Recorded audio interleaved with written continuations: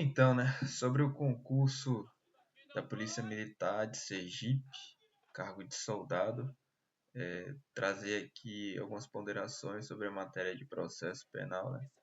Como vocês podem ver, vai ser uma matéria que é importante, mas acabou sendo um pouco negligenciada nesse último edital, que foi em 2018. Então, vamos lá. Primeiramente, o edital está previsto para outubro de 2024, né? Praticamente mês que vem.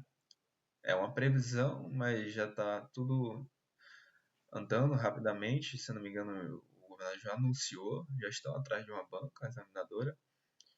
A inicial são 300 vagas, né? O ensino exigido não é ensino médio, é ensino superior, tem que ficar ligado nisso.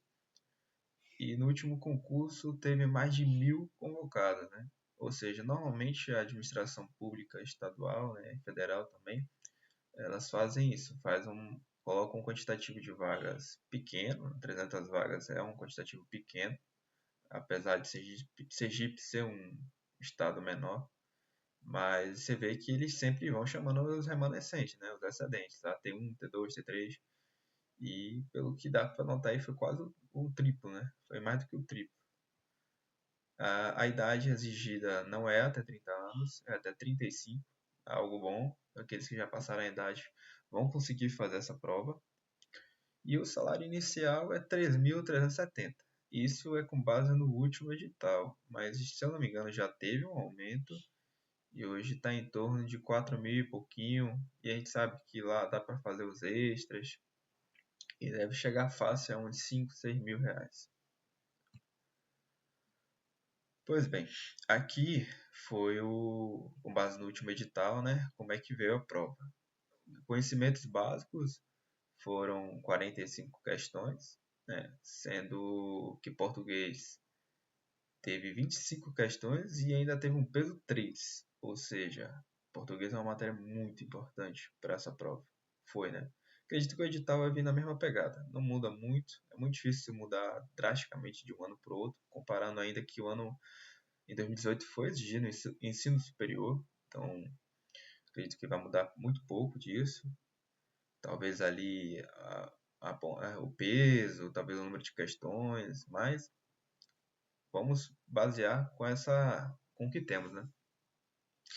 Enfim, tivemos português, matemática com 10 questões, informática básica com 10 questões, peso 1, matemática peso 1. Aí já em conhecimentos gerais, né? Atualidades, 10 questões, peso 1. Conhecimentos gerais do estado de Sergipe, 10 questões, peso 2. E por fim, noções de direito, com 25 questões, peso 3. Né? São ao todo 90 questões, com um total de pontos de 200 pontos. E aí há uma cláusula de barreira, né? Que é 50% no total de pontos, não podendo zerar em nenhuma das disciplinas. Então, você tem que, primeiro ponto, tem que acertar metade de todos os pontos, de total de pontos, ou seja, de 200, no mínimo você tem que fazer 100 pontos. Aí, além disso, não pode zerar nenhuma disciplina, ou seja, toda disciplina é importante nesse concurso, né? E eu digo que é um edital que veio bem difícil, tá? Não é fácil não zerar nenhuma questão, nenhuma disciplina. Então foi um edital que veio focando aí. Bem, o que eu vou tratar mais é sobre a questão de direito. Sou formado em direito, tenho um OAB, estou me pós-graduando em processo penal e direito penal. Então minha área mais vai ser o direito. E eu passei no concurso da Polícia Civil de São Paulo para investigador. Estou esperando chamarem para prova oral, provavelmente vai ser no início do ano que vem. E nessa minha preparação para a prova oral, decidi lecionar, né? Colocar a cara a tapa e perder a vergonha de falar, de me expor. Mas enfim, hoje eu queria tratar sobre direito processual penal. E no edital que veio da Polícia Militar de Sergipe, veio assim, primeira matéria, direitos humanos, muita questão de direito humano. Eu olhei a prova anterior, foi muita questão. E direito constitucional também veio focando bastante. E aí vem direito processual penal, processo penal, né? E direito administrativo. E foi um edital, é um edital bem atípico para uma carreira policial, porque não tem direito penal. Só o fato de não ter direito penal já deixa bem nossa vida um pouco mais complicada, porque o direito penal é muito mais prático, né? E até mais gostoso de se estudar. E aí, beleza, veio o direito processual penal. E aí vem aqui com o inquérito policial e ação penal. Dois assuntos, assim, que ele não especifica muito, mas que, em tese, é fácil de estudar e é rápido. Mas, assim, pela lógica, é um cargo de soldado da PM, cara. Você pensaria que vai vir o quê? Inquérito policial, né? Mas não. Só tivemos duas questões, pelo que eu vi, né? Posso estar enganado, da última prova. E as duas foi sobre ação penal. É bem curioso, né? A banca foi a EBFC e a EBFC ela tem essa característica, às vezes, de cobrar o que não é muito comum. E não tá nem aí pra carreira, né? Parece um pouco até com a FGV, mas a FGV eu vejo mais coerência nesse sentido. Então, fica ligado. Não sabemos ainda a próxima banca que vem, né, para esse concurso agora, mas pelo que vemos é importante estudar tudo. Pois é. Aí tá a primeira questão, de processo penal. Assinar a alternativa correta. O crime de ameaça é de ação penal. A. Privada exclusiva. B. Pública incondicionada. C. Privada subsidiária da pública. D. Pública condicionada à representação do ofendido ou de seu representante legal. E aí você pausa agora e responde, né? Dá um tempinho e depois eu dou a resposta. Vamos lá? A resposta é pública condicionada à representação do ofendido ou de seu representante legal. Então, antes de explicar o porquê a questão D está correta, a alternativa D está correta, né? Primeiro temos que entender o que é uma ação penal. Né? E aqui está é um modo fácil de se entender, né? Não está em termos jurídicos, mas a ação penal é o direito de o Estado, que via ação pública, né? Ou a vítima, via ação privada, entrar na justiça, né? Pedindo que as leis penais sejam aplicadas a um caso específico. Bem, o Código Penal, no artigo 100, ele estipula o que seria a ação penal. E esse pequeno artigo aqui, tenha certeza, você tem que decorar, tem que saber. Isso aqui é muito bom para cair prova. E não é difícil, não é difícil de se entender, né? Mas se você ainda não entende, pelo menos tenta decorar. Aí você decora e a gente vai entender. Mas enfim, o artigo 100 ele diz o seguinte, no seu caput. A ação penal é pública, salvo quando a lei expressamente a declara privativa do ofendido. Só com essa frase a gente já pode entender o quê? Que a regra é que a ação penal sempre será pública, salvo se a lei trouxer expressamente escrito dizendo lá, né, que vai ser privativa. Normalmente vem com dizer que se procede mediante queixa, né, a queixa-crime. Então vai estar lá na lei, né, no crime, dizendo se ele vai ser procedido mediante queixa-crime. E se não falar nada, João, tiver lá, não tem escrito nada, só tá o crime, subtrair coisa móvel alheia, bem móvel alheia, e não tiver mais nada, digamos, vai ser pública. Porque é simples, salvo se a lei dizer alguma coisa, ela tem que dizer para não ser pública. Enfim, parágrafo único. A ação pública é promovida pelo Ministério Público, dependendo, quando a lei o exige, da representação do ofendido ou de requisição do Ministro da Justiça.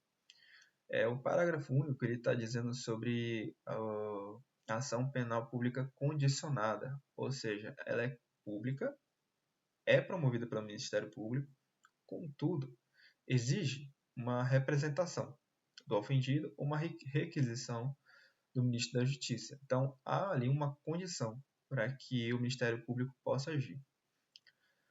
Parágrafo 2.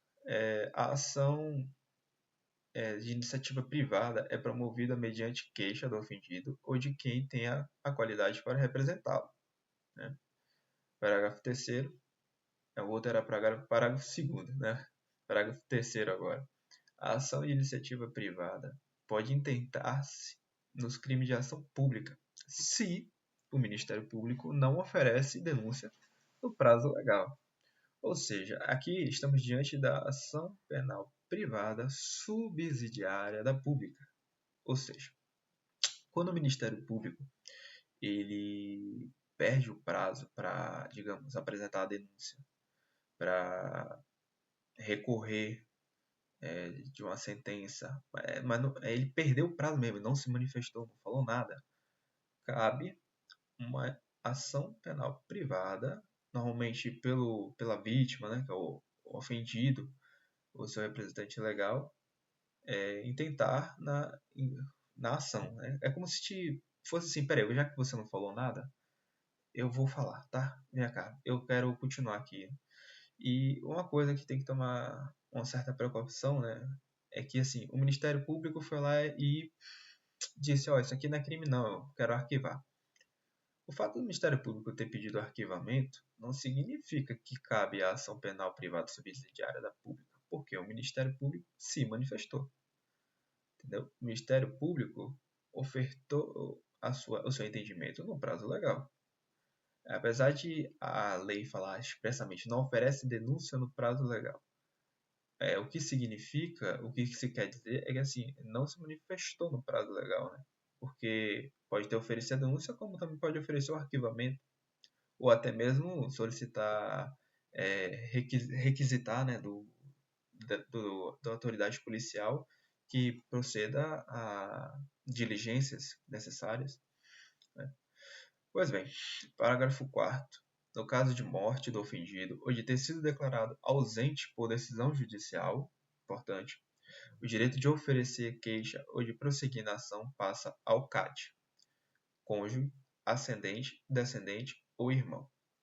Ou seja, eu morri. Quem tem o direito de continuar a ação penal privada, ou até mesmo a ação penal privada subsidiária da pública, é minha esposa, os meus pais, ou os meus filhos, ou meu irmão. Detalhe, essa ordem, pela jurisprudência ou pela doutrina, é uma ordem que deve ser considerada. Ou seja, o ascendente não pode passar por cima do cônjuge. Então, começa ali, cônjuge, ascendente, descendente ou irmão. O último é irmão. Enfim, agora sobre a questão. A questão perguntou sobre o crime de ameaça. Né? No Código Penal, o crime de ameaça fala o seguinte, no artigo 147. Ameaçar alguém por palavra, escrito ou gesto, ou qualquer outro meio simbólico de causar-lhe mal injusto e grave. A pena é detenção. E aí vem um detalhe importante. Parágrafo único. Somente se procede mediante representação. Pois bem, a lei falou, somente se procede mediante representação, ou seja, é uma ação penal pública condicionada. Então, assim, João, como é que eu vou saber todos os crimes que se procede mediante representação? Ou todos os crimes que se procede mediante queixa? Cara, não tem como você tentar deduzir ali, você tem que conhecer. Porque se você parar para pensar o crime de furto, é um crime de menor potencial ofensivo, né? Então, deveria se proceder mediante representação. Mas não, é ação penal pública incondicionada. Então não dá para você ficar ali durante a prova deduzindo, esse crime aqui ele é menos grave, então deve ser só com representação. Não, você vai ter que pegar o Código Penal. E aí fica a dica. Veja pelo computador, pesquisa Código Penal e escreva lá Ctrl F, né? E aí você vai pesquisar. Primeiro você pesquisa queixa, que aí vai aparecer todos os crimes que se procede mediante queixa-crime. E depois você coloca a representação, representa. Aí vai aparecer lá a alguns crimes. Aqui eu trouxe alguns exemplos, né? Crimes condicionados à representação. Perigo de contágio venéreo.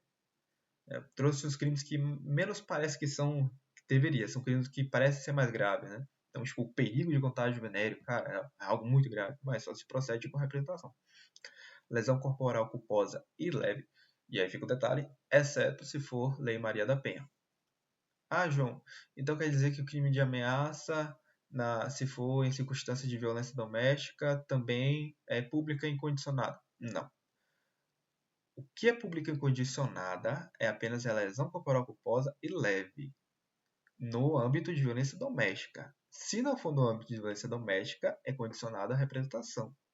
O crime de ameaça, mesmo no âmbito de violência doméstica, continua sendo condicionado à representação. Importante, o único crime que é condicionado à representação e deixa de ser no âmbito da violência doméstica é a lesão corporal culposa e leve. Entendido? Beleza. Continuando. Violação de correspondência, furto de coisa comum e a injúria qualificada. Olha aí. Detalhe. Uma pergunta. A injúria racial é mediante representação ou é pública e incondicionada ou é mediante queixa-crime?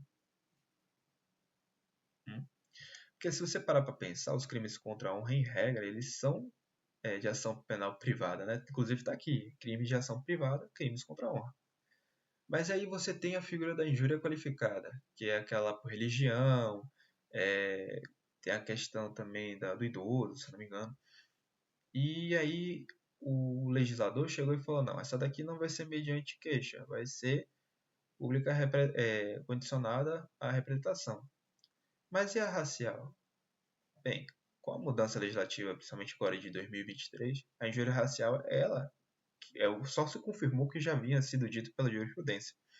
Ela agora é racismo. E o racismo é pública incondicionada, inclusive é imprescritível e inafiançável. Ou seja, a injúria racial hoje também é imprescritível, é inafiançável e o Ministério Público pode oferecer denúncia, pode atuar sem representação de vítima, sem queixa, sem nada. É isso aí, beleza? Pega a visão, pô, porque isso é muito importante, inclusive caiu nas últimas provas agora, se não me engano, a Polícia Penal da Bahia caiu algo parecido, e a Polícia Civil de São Paulo, a prova que eu fiz, caiu também sobre isso. Então, é uma mudança agora recente, que você deve ficar ligado. E é coisa boa para cair nessa prova agora da Polícia Militar de Sergipe, viu? Tanto para soldado quanto para oficial. Crimes de ação privada, crimes contra a honra, violação de domicílio. Se não houver violência, lembre-se que toda vez que houver violência, cara, na maioria das vezes é incondicionada, mas há algumas que são condicionadas, né? Se eu não me engano, não tem nenhum crime de ação penal privada, ação privada, que seja de violência, né? Até, João, e se você parar para pensar, cara, você sabe que a lesão corporal culposa e leve tem ali uma pequena violência, né? E ela depende de representação. Mas os vias de fato, que é algo que seria em tese menos grave, né? Que se encontra na lei de contravenção penal, é pública incondicionada, porque se encontra na lei de contravenções penais. Então, é aquilo, não dá para você tentar medir na hora da prova o que é menos e mais grave, porque se isso aqui é menos grave é incondicionado, tem que estudar, tem que entender. Então, vamos lá. Crime de ação penal privada. Não tem, se eu não me engano, se houve violência, na maioria das vezes vai ser incondicionado. Mas ali você tem a lesão corporal culposa e leve, que é condicionada à representação. Por fim, você tem o dano simples, que também é ação privada. Enfim, detalhe, só para deixar, a lei de contravenções penais é tudo incondicionado. Show? Pronto. Todas as contravenções que estão lá são incondicionadas. Por fim, mais um bizu bom para cair em prova, né? Isso aqui, inclusive, é uma alteração bem recente sobre a alteração que houve no crime do estelionato. E aí eu vi uma justificativa de um professor ele dizendo o seguinte, que essa alteração é porque muitas vezes o Ministério Público atuava, né? Porque antes do pacote anticrime era incondicionado, então o Ministério Público ia lá, apresentava denúncia, não sei o quê. Quando chegava na audiência de instrução, né, e julgamento, o ofendido, a vítima, na maioria das vezes não queria falar, não queria testemunhar, não queria depor, não queria nem acusar, porque se sentia, ela se sentia, sei lá, ela foi besta, que ela foi otária, e aí envergonhada pela situação e não queria se expor, né? Então, houve essa mudança para dizer que vamos fazer o seguinte, então tá bom. Para não ficar entrando um bocado de ação penal aí, um bocado de ação judicial aí, que no fim não vai dar em nada, porque a pessoa não quer, né, se expor, vamos condicionar então que a própria pessoa tem que ir lá na delegacia, apresentar a sua representação, né, expor que quer ver a pessoa que cometeu aquele crime contra ela presa, que aquela pessoa seja condenada. Então, depois do pacote anticrime, agora o crime de estelionato é condicionado. Só que, como tudo no direito e como tudo no Brasil, nada é água e nada é óleo. É tudo uma mistura. Então, ao mesmo tempo que a gente diz que não há verdade absoluta também no direito, né? Então, o fato do crime de estelionato ser condicionado à representação agora não quer dizer que todas as circunstâncias serão assim, né? E aí a própria lei que alterou e agora os artigos vem trazendo as exceções. E as exceções é justamente quanto à vítima, né? Se a vítima for a administração pública direta ou indireta, criança ou adolescente, pessoa com deficiência mental e maior de 70 anos ou incapaz, vai ser pública incondicionada. Por quê? A Constituição ela estabeleceu ao cargo do Ministério Público N circunstâncias em que ele vai atuar. E principalmente quando se tratar de patrimônio público, pessoa incapaz. Então, sempre que você vê essas circunstâncias, o Ministério Público ele deve atuar. É um dever constitucional dele. Então, por isso que a lei veio trazendo essas exceções, para justamente não haver ali uma inconstitucionalidade, né? Então, seria basicamente por conta disso. É importante você decorar as exceções? Muito.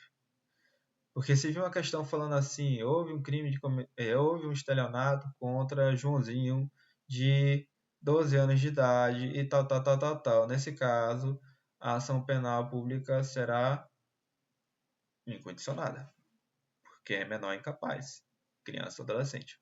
Beleza? Pegou a visão? Vamos lá. A segunda questão que caiu no último concurso, né, foi essa aqui. No crime de furto simples, a titularidade da ação penal, essa que eu já respondi. Mas enfim, vamos lá. É do Ministério Público, né? O furto simples, mesmo parecendo algo que não tem muita gravidade, é incondicionado. Beleza? Por fim, aqui fica um mini mapa mental, né? Quanto às ações penais. Te indico a você bater um print aí e quiser imprimir e tal, mas é coisa bem simples. Você vai seguir a ordem. Ó. Ação penal incondicionada, titular é o MP. E aqui vai ter alguns princípios, né, que eu acho que é importante dizer. Vai ficar um pouco longa essa aula, mas eu acredito que seja importante falar sobre isso. Um princípio da ação penal incondicionada e que o titular é o MP é o da obrigatoriedade, ou seja, o MP obrigatoriamente tem que atuar. Se o crime é de ação penal pública incondicionada, o MP é obrigado a atuar. Essa atuação significa que o MP vai sempre denunciar? Não. O MP pode pedir o arquivamento, o MP pode pedir que seja realizada novas diligências, mas ele tem que atuar.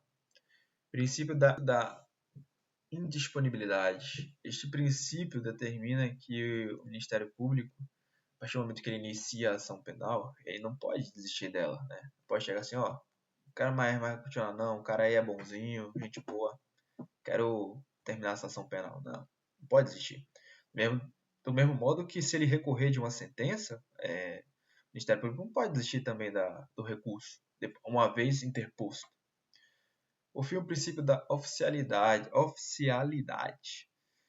É basicamente que cabe a uma autoridade pública, no caso do Ministério Público, a condução da ação penal pública, ou seja, a partir de um órgão oficial. Por fim, o princípio da divisibilidade, ou seja, o Ministério Público ele pode oferecer denúncia contra uns e não contra outros. Ele tem essa discricionariedade heredade de decidir, né, de quem vai abarcar, né, essa ação penal.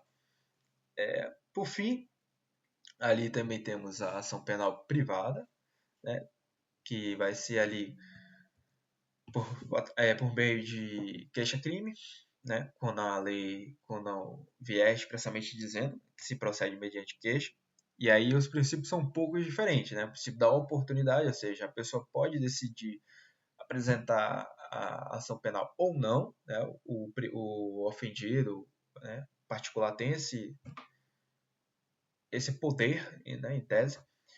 Tem o princípio da disponibilidade, ou seja, uma vez que apresentou-se ali a peça acusatória, o particular pode chegar para o juiz e falar: eu me retrato, não quero continuar, eu quero desistir, não quero mais. Pode. E por fim, o princípio da indivisibilidade, ou seja, todos os envolvidos, se o particular for apresentar a queixa-crime, deve colocar todos nela.